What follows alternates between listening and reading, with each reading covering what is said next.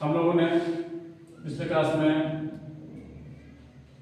समास के भेद को जाना था। समास के 6 भेद होते हैं, उनमें से एक भेद है अव्ययीभाव समास। बैठ जाओ। उसमें से एक भेद है अव्ययीभाव समास। अव्ययीभाव समास की परिभाषा देखा जाए तो संस्कृत में इसकी परिभाषा अलग है, यानी सूत्र है संस्कृत में पूर्व पदार्थ प्रधानो अव्ययीभाव।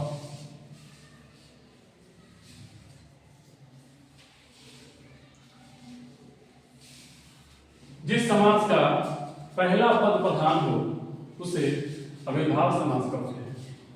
लेकिन मुझे ऐसा लगता है कि इस परिभाषा से अव्ययीभाव समास के समस्त पदों का पहचान करना थोड़ा कठिन है। इसलिए क्योंकि प्रधानता की यदि बात करें तो थोड़ा सा कठिनाई होगी। उदाहरण हम लोग देख रहे हैं कि जितने भी उदाहरण हैं उन सभी उदाहरणों में अधिकतर या तो अव्यय शब्द है और नहीं तो उपसर्ग शब्द है। उपसर्ग है। देख लिए जाए क्या क्या है। अच्छा, एक ही छूट रहा था कि अव्ययीभाव समास के जो उदाहरण होते हैं वो क्रिया विशेषण की तरह प्रयुक्त होते हैं।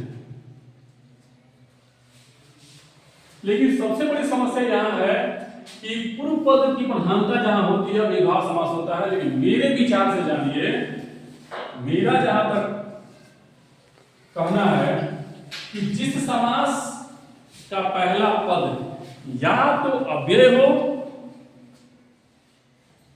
या उपसर्ग हो, अगर अव्यय या उपसर्ग इन दोनों में से कोई एक मिल जाता है तो निर्धारण करने में बहुत सफलता हासिल होगी। क्योंकि उदाहरण यहाँ जितना दिया गया है उनमें से देखेंगे तो यहाँ पर जो यथा उदाहरण दिया गया है वो अव्यय है। यहाँ जो प्रति है यथाशक्ति उदाहरण जो दिया गया उदाहरण यथाशक्ति यथा अव्यय है, प्रति उपसर्ग है। क्योंकि संस्कृत में हम लोग 22 पढ़ते थे, प्र प्रा अप सम अनु अव निस नीर दुस दूर वी आंग नी अधि अपि अति सु उत अभि प्रति परि उप। ये 22 पढ़ते हैं, लेकिन उसमें से एक को घटा देते हैं, सिर्फ अभी को घटा देते हैं, तो बाकी सबको हिंदी में भी पढ़ना है। अर्थात संस्कृत में हम लोग 22 पढ़ते हैं उपसर्ग और हिंदी में कितना पढ़ेंगे? 21 पढ़ेंगे, यानी एक घटा देंगे तो अभी उपसर्ग को घटा देंगे। अब हम देख रहे हैं कि यह जो प्रति है उपसर्ग है, यहाँ भी प्रति उपसर्ग है, यहाँ यथा अव्यय है, यहाँ जो आ है ना आ, आपने पढ़ा होगा आंग। आंग उपसर्ग का मतलब होता है आ, ठीक है। तो यह आ भी उपसर्ग है, यहाँ उपसर्ग और अव्यय दोनों से कोई नहीं है। यहां पर देख रहे हैं आमरण जो शब्द है, उस आमरण शब्द में मरण शब्द जो है, मरण शब्द से पहले आ उपसर्ग लगा हुआ है। यहां यह अव्यय है। यहां देख रहे हैं कि आजीवन जो शब्द है, उस आजीवन शब्द जीवन शब्द जो है, उस जीवन शब्द के पहले आ लगा हुआ है, ये भी उपसर्ग है। कृष्ण के पहले उप लगा हुआ है, ये भी उपसर्ग है। यहाँ पर गंगा शब्द के पहले उप लगा है, ये भी उपसर्ग है। यहाँ पर देख रहे हैं रुचि शब्द से पहले यथा अव्यय लगा हुआ है और यहाँ क्रम शब्द से पहले यथा लगा हुआ है। इस प्रकार से हम देख रहे हैं कि अधिकतर शब्द जो हैं वो या तो उपसर्ग से जुड़े हुए हैं और नहीं तो अव्यय से जुड़े हुए हैं। तो हम क्यों न कहें कि जिस समास का पहला पद या तो उपसर्ग हो और नहीं तो अव्यय हो, वह पद जो होगा वह अविभाव समास का उदाहरण होगा। जो समासिक समस्त पद है, जिस समासिक समस्त पद का पहला पद या तो अव्यय हो और नहीं तो उपसर्ग हो, वह अविभाव समास का उदाहरण होगा। कुछ और भी उदाहरण है, उसको देख लेते हैं।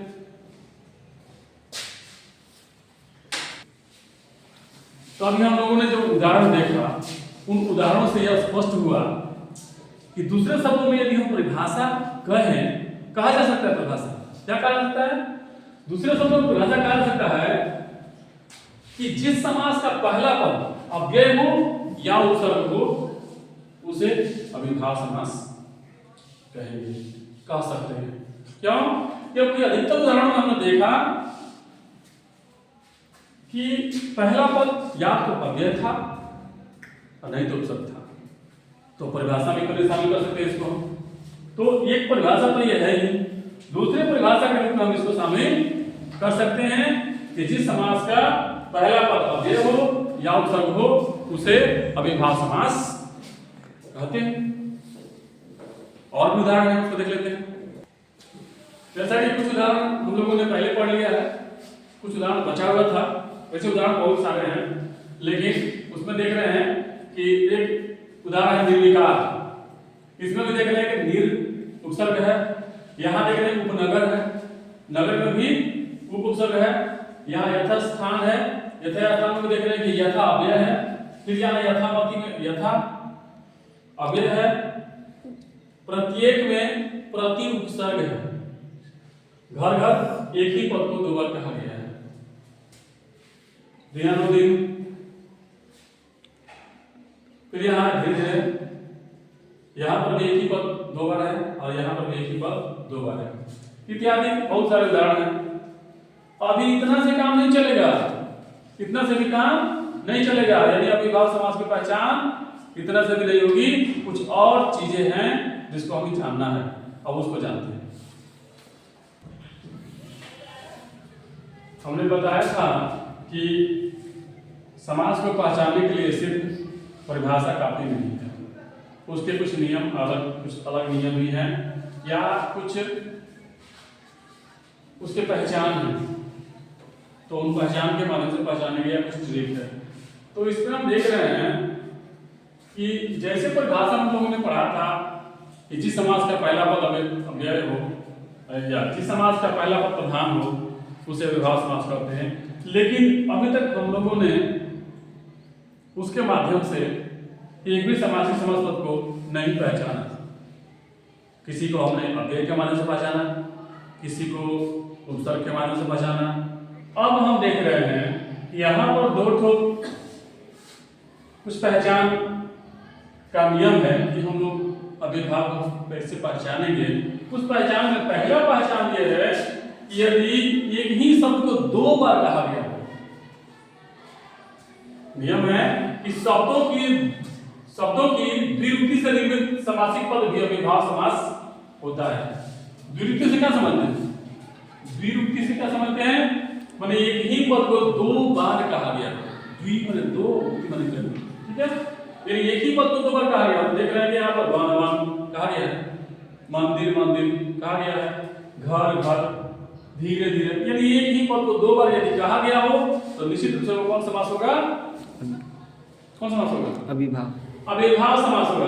फिर दूसरा एक तो नियम है, इसमें नोट है, कह रहे कि द्विरूप शब्दों के बीच में ही आ ओ आने पर जो समासिक पद बनेगा वह अविभाव समास होगा। अब यहाँ पर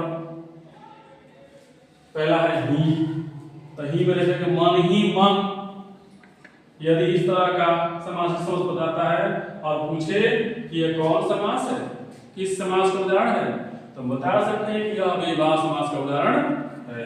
फिर दूसरा देख रहे हैं, कहा कि आ, देखिए यहाँ पर यह भी मन है, यह भी मन है, अभी पे क्या आ गया? ही, तो कौन समास होगा? अविभाव समास होगा, ठीक है। फिर कहा कि दो पद दिए हो और दोनों पदों के बीच में क्या हो? आ हो, तो यहाँ पर देख रहे हैं एक और एक, दो पद है और बीच में क्या दिया हुआ है? यहाँ पर आ है, एक कौ में आ जो है दोनों का हुआ है, तो तो इन एक और एक के बीच में आ है, फिर कह रहा है कि दो पदों के बीच में ओ हो, तो यहाँ पर देख रहा है कि हाथ, फिर यहाँ पर भी हाथ और बीच में ये क्या है ओ दिया हुआ है। तो इस प्रकार से यह भी नियम स्पष्ट हो रहा है कि एक ही दो पद यदि कहे गए हो और दोनों पदों के बीच में ही आ या ओ रहे तो अभी अव्ययभाव समास का उदाहरण होगा। हम आशा करते हैं कि आप लोग समझ गए होंगे।